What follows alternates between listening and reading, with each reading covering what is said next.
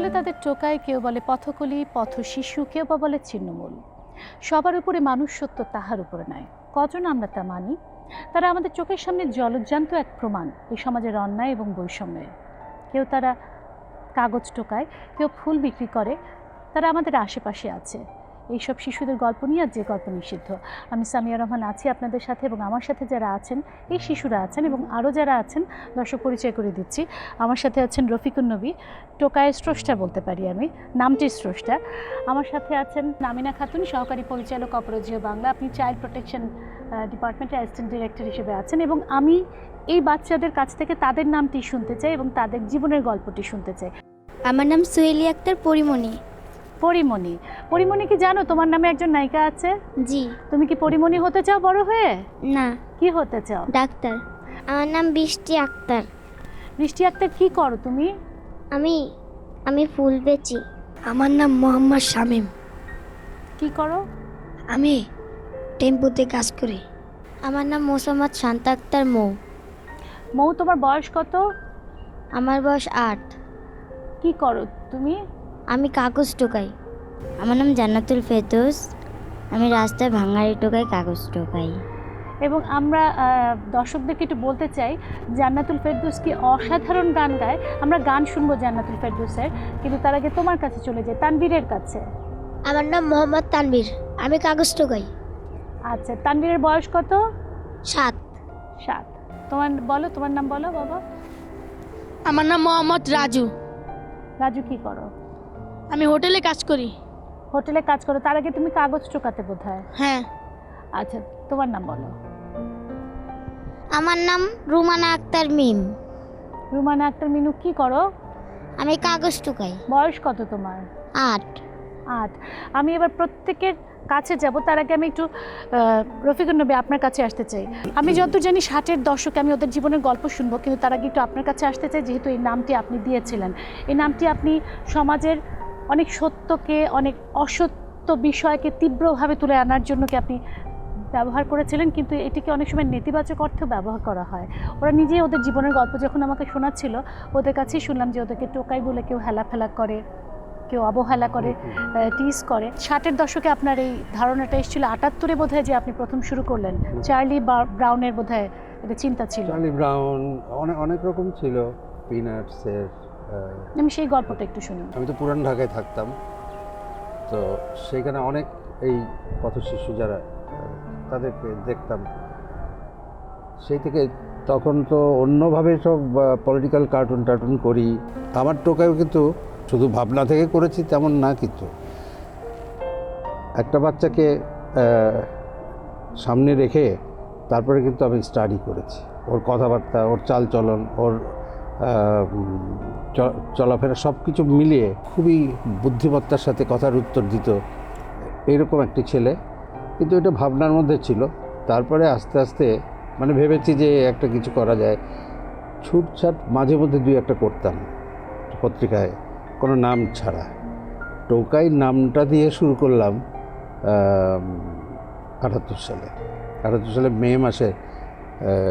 একটি প্রথম যে সংখ্যাটা, বর্ষ শুরু সংখ্যা বিচিত্রার, সেইটাতে বলা হলো যে একটা কিছু নতুন কিছু, সম্পাদক তো আমার বন্ধু ছিল শাহাদাত চৌধুরী। হ্যাঁ, তো বলে যে কিছু করবা, একটা নতুন কিছু করা যায়। তখন আমার ওই ছেলেটার কথা মনে হলো, যাচ্ছে ওইটাকে একটু মডিফাই করে একটু আর একটু ভাবনা দিয়ে কিছু করা যায় কিনা, একটা পজিটিভ ক্যারেক্টার তৈরি করলাম।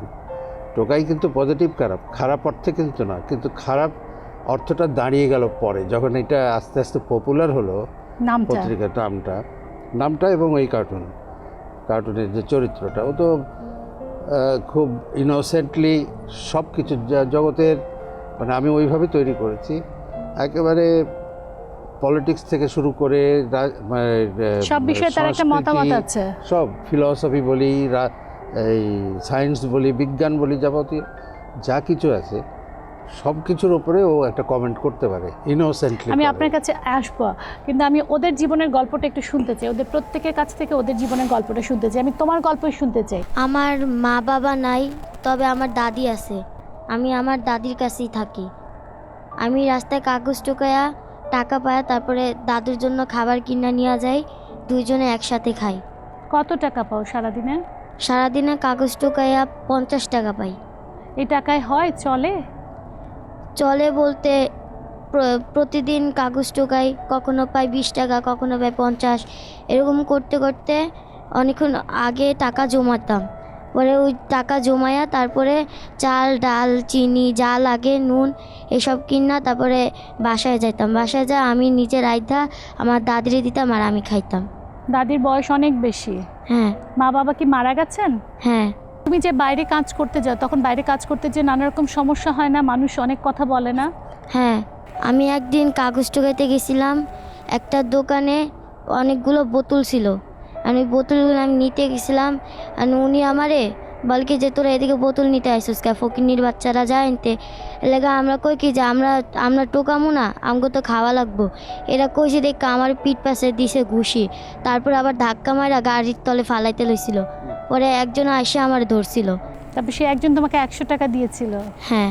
একদিন একটা আঙ্কেল আমার মা বাপ তুলা কথা বলছিল, তার জন্য আমি বলছিলাম যে আপনি আমার মা বাপ তুলা কেন কথা বলতেছেন। এটা বলছি দেখা আমারে সে বলে কি যে তুই জানিস আমি কে, আমার ভয় দেখাইতেছে, বলে কি তোরা আমি মায়েরা ফেলুম হ্যান কর। এটা বললা তারপর বলে কি তোরা মারুম আমি। এটা বলছে, আমি তার জন্য আমি কাঁদতে কাঁদতে চলে গেছিলাম। তুমি বড় হয়ে কি হতে চাও? আমার বাবা মার শখ ছিল, ছোটোবেলা থেকে আমরা বলতো যে তোরে ডাক্তার বানাবো, কিন্তু বাবা মা তো আর নাই, তার জন্য আমার ইচ্ছা পড়ালেখা কইরা তারপর ডাক্তার হওয়ার ইচ্ছা আছে। কিন্তু মৌ, তুমি তো পড়ালেখা করছো না এখনো, তাই না? না। কখন ইচ্ছে হয়েছে? ওনারা যেমন একটা স্কুল চালান, সেখানে বাচ্চাদেরকে পড়াশোনা করান, বিনামূল্যে কোনো টাকা দিতে হয় না, সেরকম কোনো স্কুলের কখনো কোনো খোঁজ পেয়েছো? অনেক জায়গায় গিয়েছিলাম কিন্তু টাকার জন্য আর ভর্তি হইতে পারি নাই। আমি তোমার কাছে আবারও আসবো মৌ, তোমার গল্প শুনবো। আমি এবার একটু তানভীরের গল্প বলো। আমার বাসায় আমার মা আছে অসুস্থ, বাপ নেই। আব্বু ট্রাক চালাইতো, ট্রাক অ্যাক্সিডেন্টে মারা গেছে। তো আমি কাগজ টোকাই। একদিন গেছিলাম এক বাড়িতে কাগজ টোকাইতে, পরে ওই যে কি আসছি না কি জানি খাইয়া ফেলছিল, ওইটা টোকাইতে গেছি, আমার একটা থাবড় মারছে। সেজন্য আম্মুকে বলছি, আম্মু পরে বলছে যে আর কাগজ টোকাতে যাস না। এখন কি করো, কাগজ টোকাও? হ্যাঁ, মাঝে মাঝে টোকাই। সংসার চলে কিভাবে? মা কাজ করে বাসা বাড়িতে? হ্যাঁ। তুমি কাগজ টুকিয়ে কত টাকা পাও? এই অনেক সময় 20 টাকা 50 টাকা এরকমভাবে পাই। তানভীর, বড় হয়ে কি হতে চাও? ডাক্তার। ডাক্তার। পড়াশোনা করেছো কখনো? না। ইচ্ছে করে পড়তে? কোনো স্কুলের খোঁজ নিয়েছো যারা পড়ায় টাকা না। ছাড়া? মাকে বলেছিলে কখনো যে হ্যাঁ। পড়তে চাও? মা কি বলেছে? মা বলছে যে টাকা তো নেই। আমি জানি তানভীরের খুব পিৎজা খেতে ইচ্ছে করে। তানভীরের খুব শখ পিৎজা খাওয়ার, মৌয়ের খুব শখ বার্গার খাওয়ার, ওদের খুব শখ বিরিয়ানি খাওয়ার, কিন্তু সেই খাবারটি ওদের ভাগ্যে জোটে না। একদিন বড় লোকের বাড়িতে কাজ করতে গেছিলাম, তো গেস্ট এই মেহমান আসছে না, চা দিতে গেছিলাম, চা ওনার গায়ে পড়ছিল, আমাকে একটা থাবড় মারছে। তখন ওই টাকা আর দেয় নেই, বাই করে দিয়েছে ওই বাড়ি থেকে। একদিন কাগজ টোকাইতে গেছিলাম অনেক জায়গায়, আমার বন্ধুরা দেখছিল যে অনেক বোতল আছে, তারপরে যে কী জানি টিন টুন ভাঙারি টুঙারি এগুলো আছে, ওর সাথে গেছিলাম, 4 জন গেছিলাম। তখন আমাকে সবাইকে লড়ান দিছে, আমি পয়রা গেছি আর কি একটু উষ্টা খায়, তখন আমাকে ধরে পিটাইছে। অনেক মেয়েদের ছিল? হ্যাঁ। তোমরা কি একা একা যাও নাকি অনেকে মিলে যাও কাগজ টোকাতে? অনেক সময় একা একা যাই, অনেক সময় অনেকজন যাই। সারাদিনই বাইরে থাকো? হ্যাঁ। সন্ধ্যায় মার কাছে আসো? হ্যাঁ। আমি এবার একটু জান্নাতুল ফেরদৌসের কাছে আসবো, ওর জীবনের গল্প শুনবো। এবং জান্নাতুল ফেরদৌস ভীষণ সুন্দর গান গায়। আমার মা বাসায় কাজ করে, বাবা রিক্সা চালায়, দুজনের ইয়েতে হয় না, তাই আমিও একদিন রাস্তাঘাটে ভাঙারি কাগজ টোকাইতে গিয়েছিলাম। যাইয়া ওই জায়গায় অনেক কাগজ ছিল, আবার অনেকগুলো বোতলও ছিল। আমি নিয়া বাসায় আইছিলাম। সেদিন আইসা আমি মার হাতে টাকা দিছিলাম। প্রতিদিন অনেক সময় টাকা অনেক সময় কমও হয়, আবার অনেক সময় একটু মোটামুটি হয়। মার হাতে দিয়ে বলছি, মা আমার অনেক খিদা লাগছে, আমার খাইতে দাও। মায়ের যা পাশে তা ওই টাকা দিয়ে আইনা আমাদের রান্না খাওয়াইছিল। পরে আবার হাঁটতে হাঁটতে একটা হোটেলের সামনে যাই, ওইখানে অনেকে তো ক্যান খায়, ওইগুলো খায়া ফালাইয়া দেয়। পরে ওইগুলো নিয়েছি, নেওয়ার পরে হোটেলওয়ালা উনি বাইরা কয় কি তুই এটা ধরলি কে লেগা, এটা আমরাও বেশি, তুই নিছস কে লেগা, রাস্তাঘাটের ফকির নিয়ে আয়া এই জায়গায় আইসে জুড়াইতে, এরা কয়ে অনেক মারছে, আমার গাল লাল বানায় লাইছিল। পরে আবার সেখান থেকে কাঁদতে কাঁদতে আমি হাঁটতে হাঁটতে যাই। একজন খুবই ভালো মানুষ, উনি আমারে দেখে বলে মামুনি তুমি কাঁদতাছো কেন? আমি বলি সব কথা আমার। তিনি আমার কথা শুনে অনেক খারাপ লাগছে তার। তিনি আমাকে বলে কি তোমার বাসায় কে কে আছে? আমি বলছি আমার মা আছে, আমরা 5 ভাই বোন, আর বাবা রিক্সা চালায়, এটা বলছি। পরে উনি আমাকে 100 টাকার মতো বা 50 টাকা এরকম দিয়া বলে কি তুমি বাসায় বা রাস্তায় যা দেখবা, যদি তোমার যেটা মন চায় সেটা খায়া নিবা। পরে আমি এটা খাই নাই, বাসায় যা মার হাতে দিই, মা রান্না করে আমাকে খাওয়ায়। বড় ভাই বোন গার্মেন্টসে কাজ করে, কিন্তু ওই গার্মেন্টসে কাজ করার পর থেকে তাও পরে আর কাজ করতে পারে নাই। কেন? ওইখানে সমস্যা ছিল, অনেক বাজে বাজে ছেলেরা ছিল। পরে মাকে আয়সা বলছিল যে ওইখানে আমি যেতে পারবো না, উনি অনেক ছেলেরা আমাকে বিরক্ত করে। সে এখন বাসায় পরে থাকে? হ্যাঁ, উনি বাসায় থাকে। আমি তোমার একটা গান শুনতে চাই। দে দে পাল তুলে দে, মাঝি হেলা করিস না, দে দে পাল তুলে দে, মাঝি হেলা করিস না, ছেড়ে দে নৌকায় আমি যাব মদিনা, ছেড়ে দে নৌকায় আমি যাব মদিনা, দে দে পাল তুলে দে, মাঝি হেলা করিস না, ছেড়ে দে নৌকায় আমি যাব মদিনা, ছেড়ে দে নৌকায় আমি যাব মদিনা। মদিনায় নবী এলো মায়া মেনার ঘরে, হাসিলে হাজার মানিক, কাঁদিলে মুক্তা ঝরে। মদিনায় নবী এলো মায়া মেনার ঘরে, হাসিলে হাজার মানিক, কাঁদিলে মুক্তা ঝরে। দয়াল মুর্শিদে যার সখা, তার কিসের ভাবনা, আমার হৃদয়ে মাঝে কাবা, নয়নে মদিনা, আমার হৃদয়ে মাঝে কাবা, নয়নে মদিনা, ছেড়ে দে নৌকায় আমি যাব মদিনা। চমৎকার! কে গান শিখিয়েছে? আমার ওস্তাদ মেহেদি হাসান সাথু আঙ্কেল। তুমি জানো যে গান গাইতে পারো, নাকি তোমার গানের প্রতি শখ ছিল? হ্যাঁ, আমার শখ ছিল। আমি একদিন রাস্তায় যে ওরকম কাগজ টোকাইতেছিলাম, পরে সাজু আঙ্কেল আমাকে দেখে বলে তুমি কিছু হতে চাও? আমি বলি হ্যাঁ, আমি পড়ালেখাও করতে চাই, গানও শিখতে চাই। দেখছিল যে আমি গান গাই আর ওইগুলো টোকাই। পরে তিনি আমাকে নিয়ে এসে ওইখানে আগে স্কুলে ভর্তি করে দেন। এখন আমি 3য় শ্রেণীতে উঠছি। পরে তিনি আমার গান শেখায়। পরে এই যে আপনাদের সামনে আমি এই গান বলতেছি। তুমি পড়াশোনা করছো, তুমি গান গাইতে পারো, কি হতে চাও বড় হলে? বড় হলে তো যে গান তো আমি গাইতেছি, তার পাশাপাশি ডাক্তারিও করতে চাই। বাহ, কি চমৎকার! পরিমণি, তোমার জীবনের গল্পটা শুনি এবার। আমার বয়স 10, ভাঙ্গাই টুকাই। তো একদিন আমি ভাঙ্গাই টুকাইতেছিলাম, তো অনেকজনের নানান কথা বলে, আজে বাজে কথা বলে, তাই আমি কী করলাম, ভাঙ্গারে ছেড়ে আমি কাগজ টুকাই। কাগজ টুকার পরে আম্মু তো অনেক অসুস্থ, বাবা মারা গেছে। তো একদিন আমি কাগজ টুকাইতে একটা দোকানের সামনে গেছিলাম। দোকানের সামনে গেছি, তো আমি কাগজ টুকাইতেছি, আর ওখানে মধ্যে বন্ধুর সাথে দেখা হয়েছে। ওরাও আমার সাথে কাগজ টুকাইতে ছিল, কিন্তু তখন দেখি একটা বড় একটা লোহা পড়া ছিল, ওইখানে আমি গেছি। যার পরে আমি ওটা নিতে গেছি, একটা ভাইয়া আমাকে অনেক মারছে, আমি অনেক কান্না করছি। তো একটা আপু আসছিল, আয়সা আমাকে বলে যে তুমি কাঁদতেছো কেন? আমি তার কিছু বললাম সব কথা, সে আমাকে দিল টাকা, যে কয়টাকে পারছে আমাকে দিছে। দেওয়ার পরে আমি ওই টাকা দিয়ে ওষুধ কিনছি, আম্মুকে দিছি, আম্মু ওষুধ খাইছি, একটু ভালো সুস্থ হয়েছে। তো আম্মু কি করছে, একটা কামে আমার লাগিয়ে দিচ্ছে। তো আমি অনেক কান্না করছি। হ্যাঁ, আমি চাই নাই যে আম্মুকে তুই এখানে থাকতে। আমি আম্মুকে বলছি যে আম্মু আমি তোমাকে তুই কখনো কাজ করতে চাই না। তো আম্মু আমাকে কাজ করতে দিছে। তো আমি তাকে বলছি যে আম্মু তুমি যে আমাকে কাম করতে দিছো, তুমি কি আমাকে ছাড়া থাকতে পারবে?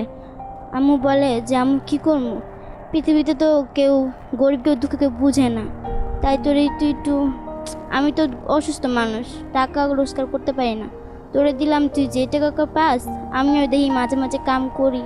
অসুস্থ। তোমাদের বাসায় তুমিই কাজ করো শুধু? হ্যাঁ, তো আমি কাম তোমার আর ভাই বোন করতেছি। আছে? আমার 2টা ছোট ভাই আছে।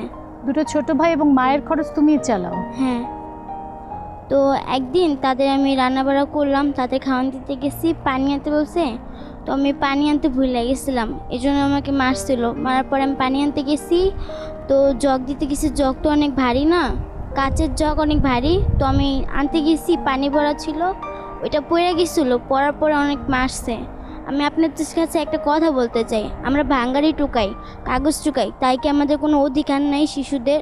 আমরা চাই যে বড় হয়ে অনেক কিছু করতে চাই, কিন্তু আমরা পারি না করতে।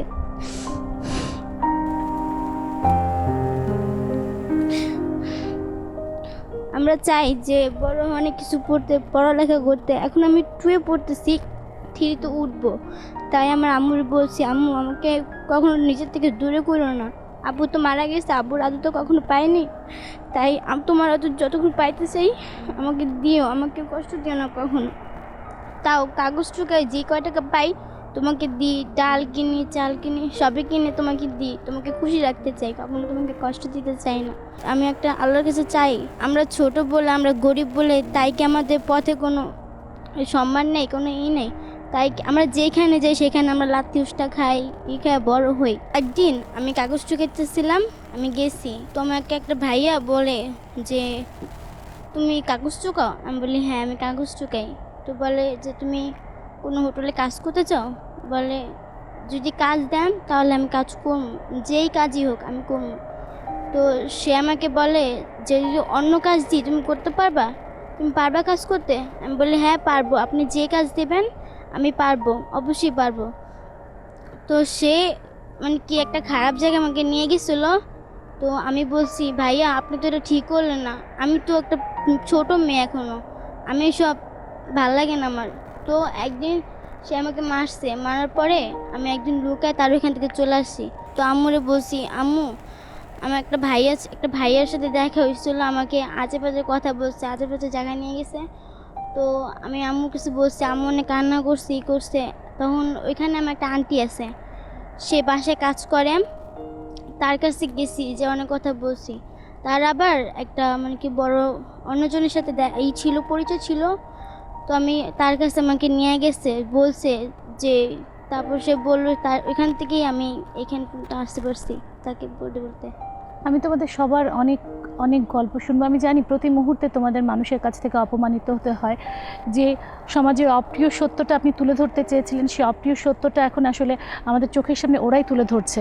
আমি আপনার কাছেও আসবো, কিন্তু আমাকে একটা বিরতি নিতে হবে নিয়ম মাফিক। বিরতি নিয়ে আমি তোমাদের কাছে আবারও আসবো। একটা বিরতি নিয়ে আমি ফিরছি যে গল্প নিষিদ্ধ অনুষ্ঠানে।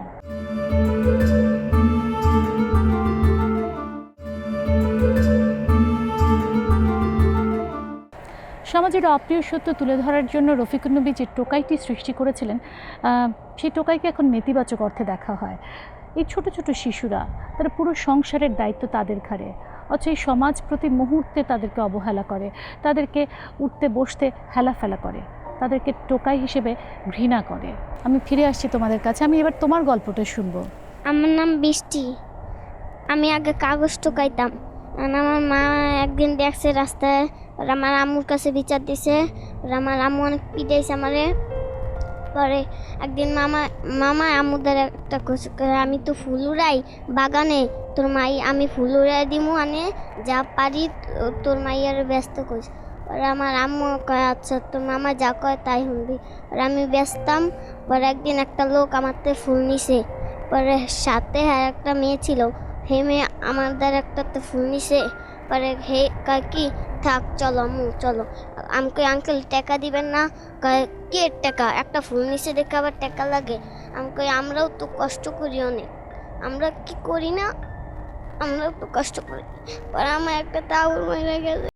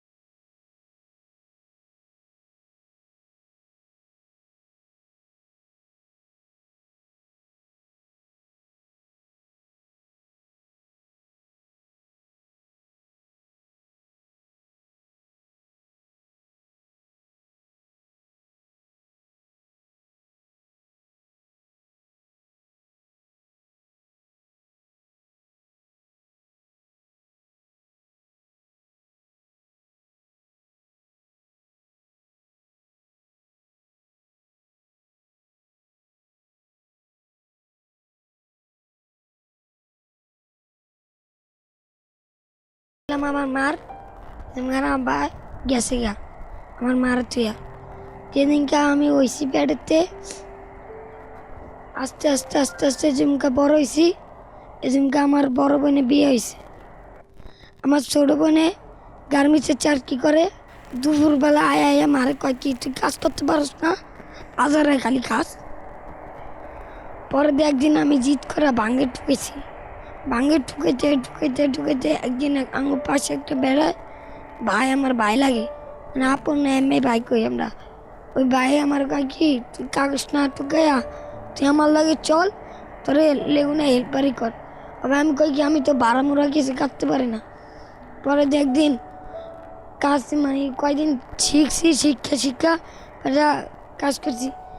যদি একটা বাড়ি দিলে এদিকে থামার কথা ওই মাথায় যদি থামে তোর যাত্রীরা আমার পিড়ায় কয় কি তোর ভাড়া দিব না।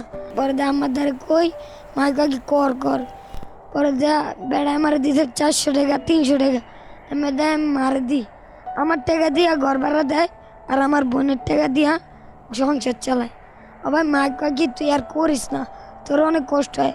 পরে আমি লেগুনার না স্যার আবার ভাঙ্গে ঠুকাইতে সাজু ভাই আমার কয় কি রে তুই ভাঙ্গে ঠুকাইস কে, তোর কোনো ইচ্ছা নাই? আমি আসছে বড় কই বড় হয়ে কি করবি? আমাকে গান না শিখুম। পরে একটা নাই ঘুম কয় আমার লাগে চল তোর এ শিখামু, নাচ শিখামু, গান শিখামু, নাটক করামু। পরে আমি জিদ করে একদিন গেছি অফিসে, দেখি ছোট ছোট পোলাপেনলে গান শিখায়, নাচ শিখায়। ভাই এদিনকে আমার অনেক ভালো লাগছে যে যামু। তাকে নাচ শিখায়, গান শিখায়, তুমি বড় হয়ে নায়ক হতে চাও? আমার নাম মোহাম্মদ রাজু। আমি একটা হোটেলে কাজ করি। আমি যখন ভাঙায় টোকাই তখন আমার সাথে পোলাপান তখন অনেক কথা বলে, কয় কি কয় তোর বাপ তো তোরে হালায় হয়ে গেছে, এগুলো কয়। তারপর আমার অনেক কষ্ট লাগে, আমার কান্না আসে। তারপর আমি আম্মুর যা বলি, আম্মু আমার আব্বু আমার থুয়ে কেন গেছে। হ্যাঁ, তারপরে আম্মু কয় কি আমরা কি করবো, তোর আব্বু এরকমেরই, আমি কি করতে পারি। পরে আমি আমাদের এলাকায় একটা ভাই ছিল, হ্যাঁ আমি কি ভাই আমার কোনো কাজ দেবে না, আমার এগুলো করতে ভালো লাগে না। পোলাপান আমার আব্বু নাই দেখে অনেক কিছু কয়, আমার চেতায়, আমার অনেক খারাপ লাগে এগুলাই। তারপরে উনি নিয়ে গেছে একটা হোটেলে। হ্যাঁ, হোটেলে নিয়ে পরে কাজ দিছে, ওইখানে কাজ দিছে। ওইখানে যদি কাজ ভালো মতো না করতে পারি তাহলে আমার অনেক মারে। আরেকদিন আমি পানি লিয়ে গেছি, গ্লাস পড়ে গেছে দেখা, তারপরে কাজ দিয়ে আমার হাতের মধ্যে একটা পোস্ট মারছে। এই দেখেন। এখনো তুমি ওই হোটেলেই কাজ করছো? হ্যাঁ, কত আর টাকা কোনো দেয়? কাজ পাই না। কত টাকা পাও? আমারে দেয় 1000 1500 এরকম দেয় মাস গেলে? হ্যাঁ। তোমার হাতটা তো পুরো কাটা, গ্লাস দিয়ে কাটটা দিছে। পুরো সংসার তুমিই চালাও? হ্যাঁ, আমি চালাই। মা তো অসুস্থ, আব্বা তো চলে গেছে গা, আম করে কেউ দেখতে পারে না। আমার নাম রুমানা, আমি কাগজ টুকাই। আমার আম্মু আছে, আমার আব্বুর একটা হাত ভাঙা, আমার আব্বু কিছু করতে পারে না।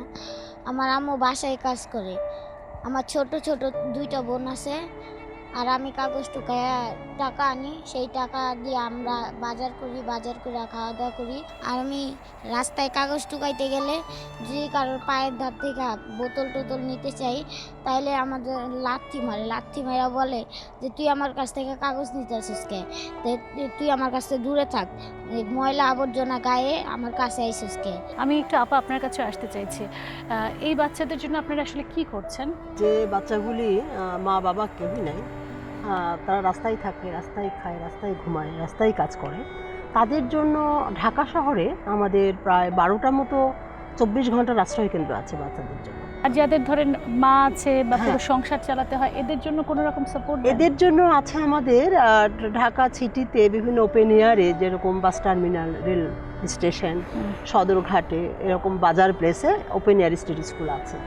যেহেতু বাচ্চারা তাদের সময়ের সঙ্গে ম্যাচ করে মানে ফর্মাল স্কুলের সঙ্গে সম্পৃক্ত হতে পারে না, ওদের জীবন জীবিকা, ওদেরকে বিনামূল্যে আপনারা পড়াশোনা করানো? সেখানে আমাদের আসলে এটাকে বলছি আমরা নন ফর্মাল এডুকেশন সেখানে করছি।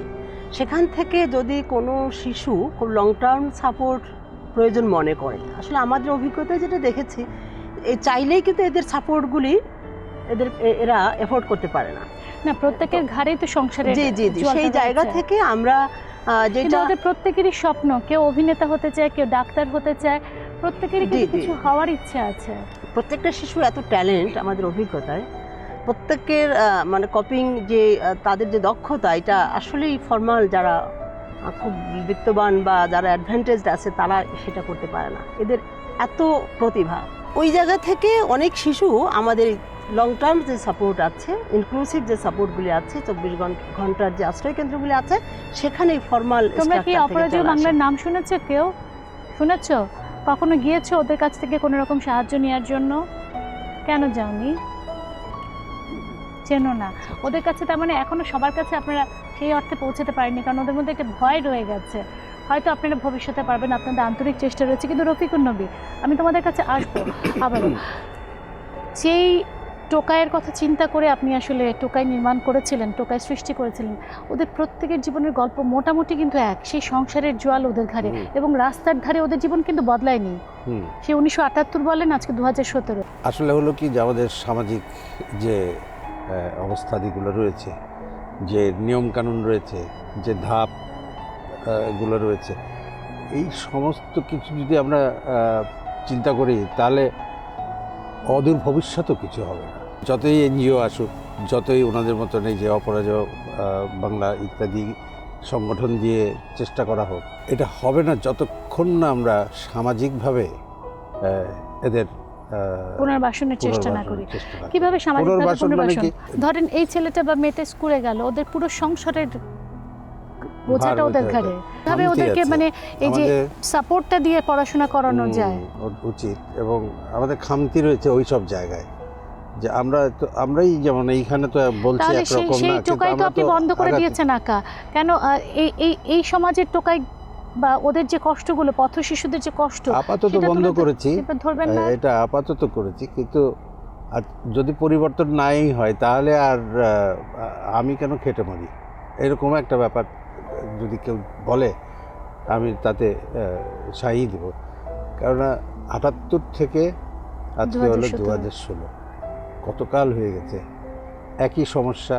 যদি রাজনীতির কথা বলি, যদি এই সমাজের কথা বলি, সংস্কৃতির কথা বলি, যাবতীয় যা কিছু আছে সব দিকে যদি ভাবি, তাহলে কিন্তু এদের অবস্থাটা কিন্তু ওই পর্যায়ে কিন্তু ওদের অবস্থার ওদের ভাগ্য বদল হয়নি। আমরা করতে পারিনি।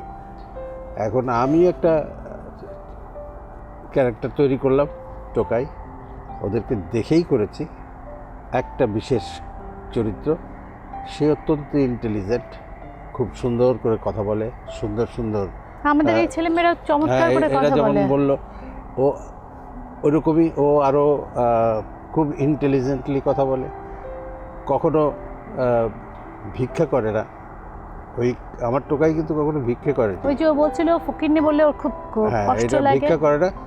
সে ওইখানে ওই পজিশন থেকে ও তার যে জেদ, তার যে চাওয়া পাওয়া, তার যে অন্য জগৎটা দেখে, এবং সেইখানে তার যে তুলনা করা, নিজে কোথায় আছে, সব কিছু মিলিয়ে এই টোকাই চরিত্রটা আমি তৈরি করেছিলাম।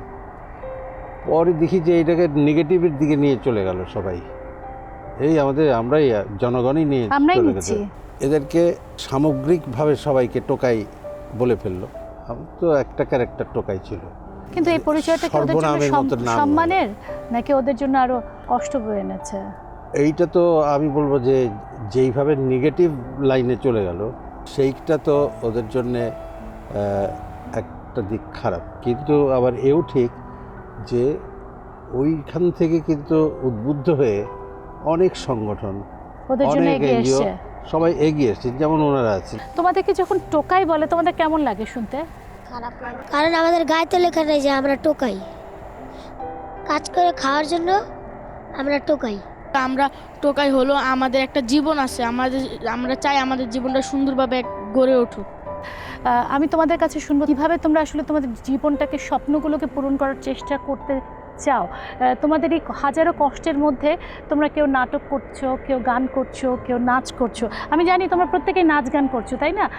তোমাদের সাথে একজন মানুষ আছেন টোকাই নাট্য দলের সাথে, মেহেদী হাসান সাজু। আমি ওনার সাথেও কথা বলবো বিরতির পর। কিন্তু আপা, আমি একটু জানতে চাচ্ছি, অপরাজেয় বাংলা তাদেরকে সাপোর্ট দিচ্ছে যাদের একেবারেই কেউ নাই, মা বাবা কেউ নাই, বা আপনারা বিনামূল্যে ওদের পড়ানোর চেষ্টা করছেন, কিন্তু যারা এই ছেলেমেয়েরা অনেকেই জানে না আপনাদের কথা, ওদের কাছে পৌঁছানোর কি উদ্যোগ নিচ্ছেন?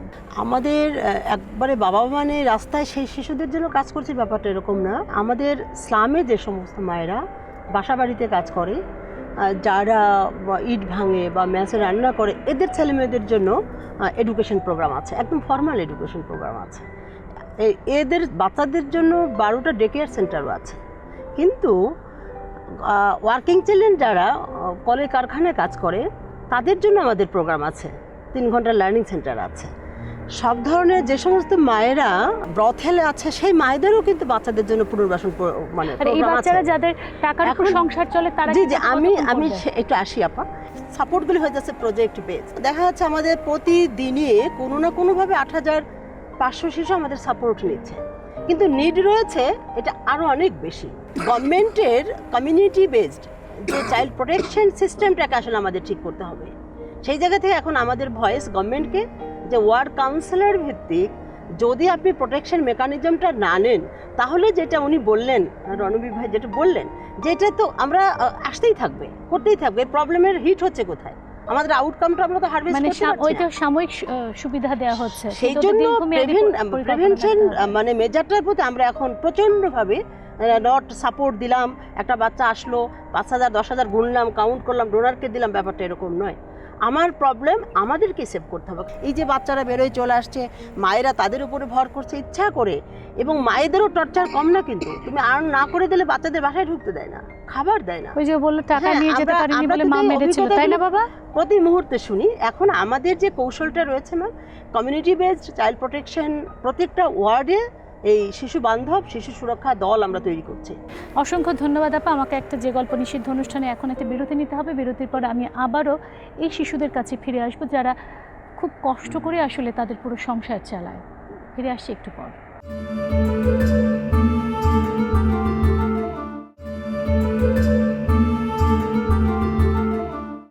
এদেশে শিশু শ্রম নিষিদ্ধ, কিন্তু এই শিশুরা এই শ্রম দিয়ে তাদের পুরো পরিবারকে চালায়। এই শিশুরা যদি একদিন কাজ না করে, তাদের ঘরে হাঁড়ি চড়ে না, পথের ধারে ধুলায় তারা থাকে, বঞ্চিতের মতো, অসহায়ের মতো। আমরা তাদেরকে হেলাফেলা করি, টোকাই বলে তাদেরকে নিয়ে হাসি। এই শিশুরা আছে আমাদের সাথে আরও আছেন মেহেদি হাসান। আপনি ওদের মাঝে একটা স্বপ্ন দিয়েছেন, স্বপ্ন বুনে দিয়েছেন। কেউ হয়তো অভিনয় করছে, কেউ গান করছে, কেউ নাচ করছে। ওদের জীবনে বেঁচে থাকার জন্য এইটুকুই সম্বল হয়ে আছে।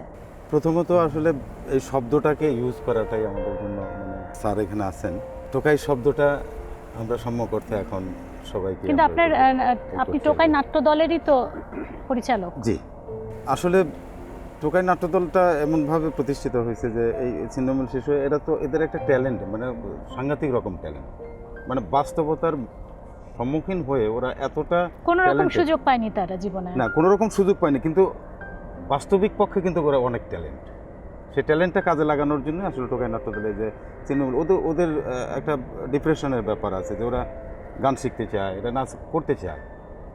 যখন ওদের কাছে যাই, এক সময় হয়তো এমনভাবেও গেছি যে ওদের সাথে, অনেকের সাথে আমি কিন্তু ঘুরি উড়াইছি, বসে বসে বাদাম খাইছি, চকলেট কিনে দিছি, ওদের সাথে একটা রিলেশন ডেভেলপ করে তারপরে আপনারা ওদেরকে নাচ, গান, অভিনয় শেখাচ্ছেন, কখনো পড়াশোনা করার ব্যাপারে ইন্সপিরেশন দিয়েছেন? হ্যাঁ, সেটা তো অবশ্যই, কিন্তু সেই সুযোগটা তো আমাদের আসলে ওই অর্থে নাই, কারণ আমার তো এত সামর্থ্য নাই যেটা মানে এই সাপোর্টটা দেওয়ার মতো। না, ইন্সপিরেশন মানে স্বপ্নটা বুনে দেওয়ার চেষ্টা করেছেন? হ্যাঁ, এটা তো 100% সবসময় চেষ্টা করি, এবং সেই চেষ্টার মধ্যে ধরেন এদের আসলে, অবশ্য ওরা অনেকেই ডাক্তার হতে চায়। হ্যাঁ, ডাক্তার হতে চায়, স্বপ্নটা সবারই থাকে, কিন্তু সেই স্বপ্নটাকে বাস্তবায়ন করাটাই তো আমাদের জন্য কঠিন হয়ে দাঁড়ায়। আমি এই স্বপ্নগুলোর কথা শুনতে চাই। আমি শুনেছিলাম তোমরা বলছিলে যে কারোর স্বপ্ন হচ্ছে পিৎজা খাওয়া, কারোর স্বপ্ন হচ্ছে বার্গার খাওয়া, কারোর স্বপ্ন হচ্ছে বিরিয়ানি খাওয়া। তোমরা খেতে পারোনি কখনো। বলবে তোমাদের সেই স্বপ্নের কথা, কি করতে চাও? আমি খেতে চাই বিরিয়ানি। কি করতে ইচ্ছা করে যদি হাতে টাকা পাও, বা তোমাকে বলা হয় তোমার এই সুযোগটা আছে, তুমি কি করতে চাও? আমার হাতে টাকা থাকলে আমি লগে লগে যাই মার্কেটে, একটা গেঞ্জি কিনে আনি, কি বা বই কিনে আনি, কি বা জুতা কিনে আনি, কি বা প্যান্ট কিনে আনি, এইগুলাই কিনি। আর যদি কোনো খাবার ইচ্ছা করে, কোন দোকান আছে, দোকানে যা চাই এই লাগবো, পরে লয়া দেয়।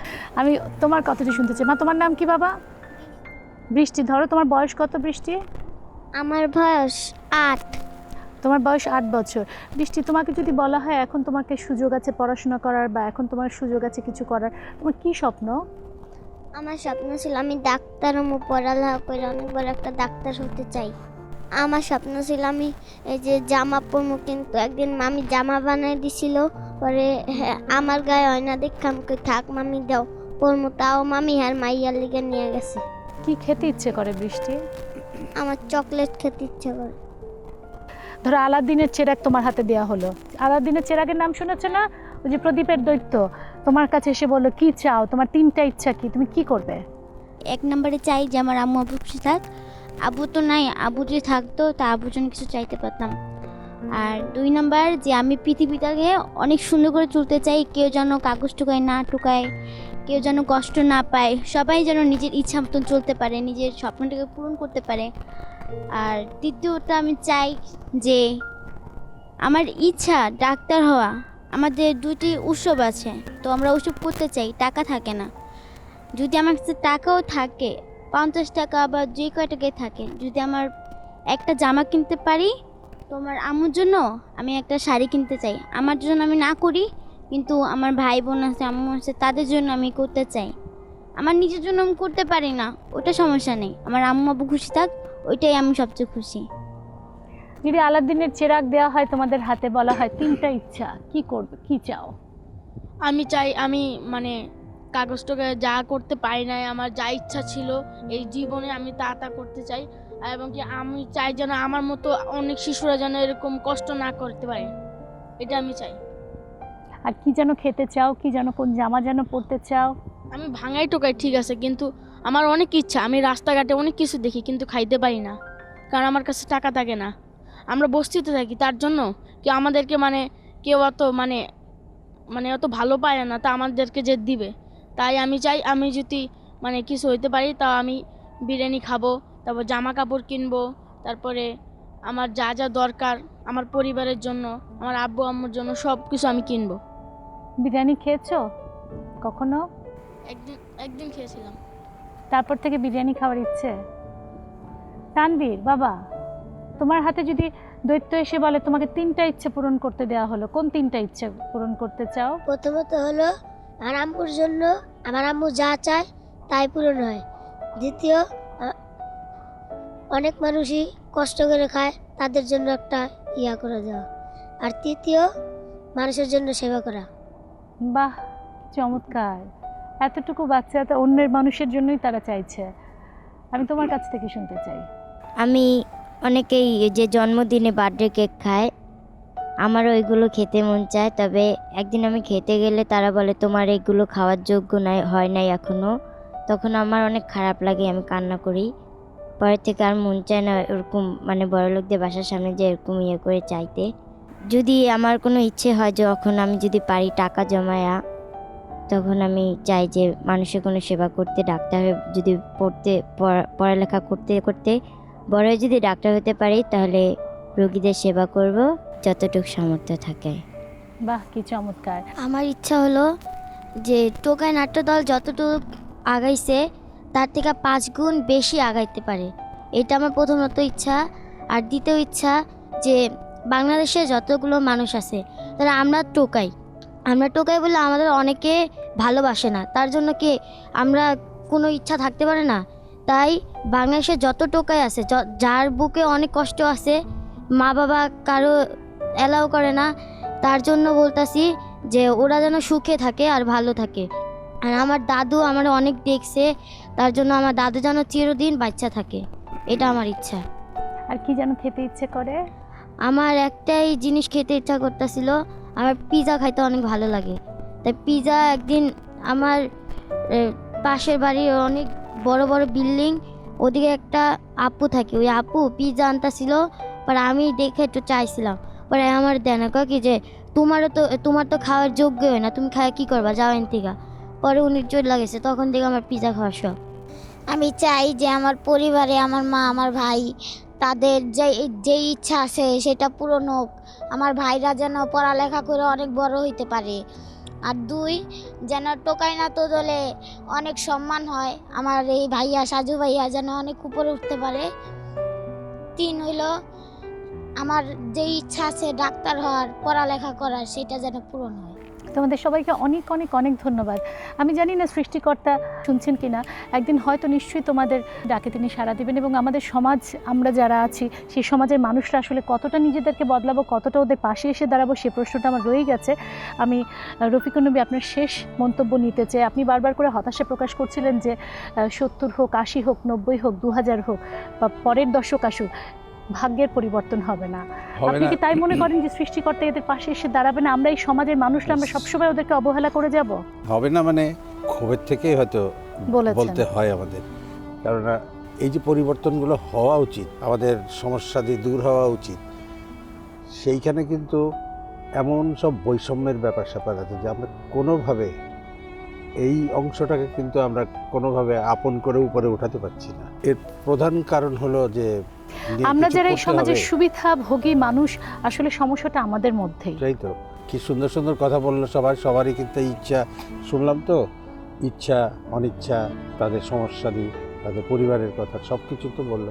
আমার যে টোকাই, তো সে এইভাবেই তো করে এবং সেখানে আশা নিরাশার কথা কিন্তু টোকাই কোনোদিন বলেনি।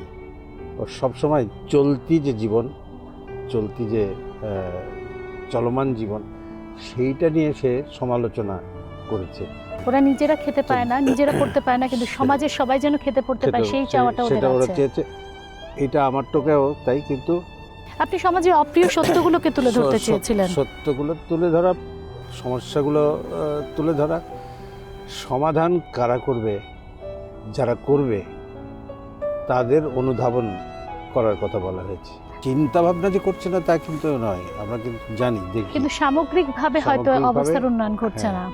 সমস্যা কোনোভাবেই দূর করতে পারছি না। আপনাকে এমনটা না। অসংখ্য ধন্যবাদ রফিকুন নবী আজকে যে গল্প নিষিদ্ধ অনুষ্ঠানে আসার জন্য, এবং আপনাকেও ধন্যবাদ এই শিশুদের মাঝখানে স্বপ্ন বুনে দেওয়ার জন্য, কারণ জীবনের স্বপ্ন ছাড়া বেঁচে থাকা অসম্ভব এবং ওদের জীবনের স্বপ্নটা আরও অনেক বেশি জরুরি। দর্শক, আজকের মতো আমাকে এই অনুষ্ঠানটি শেষ করতে হচ্ছে, কিন্তু সেই শিশুদের পাশে ছিলাম যারা নিজেরা খেতে পায় না কিন্তু অন্যের খাওয়ার জন্য প্রার্থনা করে, যারা নিজেরা পড়তে পারে না কিন্তু তারা চায় বিশ্বের সকল শিশু ভালো থাকুক, ওরা চায় শুধু সম্মান, ওরা চায় শুধু দুমুঠো ভাত, ওরা শুধু ভালোভাবে বাঁচতে চায়, ওদের পরিবারের সাথে থাকতে চায়। রফিকুন নবী যেটি বললেন যে আসলে সেটি সমাধান করার দায়িত্ব কার? এই সমাজে আমরা যারা সুবিধাভোগী মানুষ, আমরা কি এগিয়ে আসবো না? এই শিশুদের পাশে দাঁড়াবো না? ওদের স্বপ্নগুলো পূরণ করার সামান্যতম ক্ষমতা কি আমাদের নেই? আজকের মতো শেষ করছি যে গল্প নিষিদ্ধ।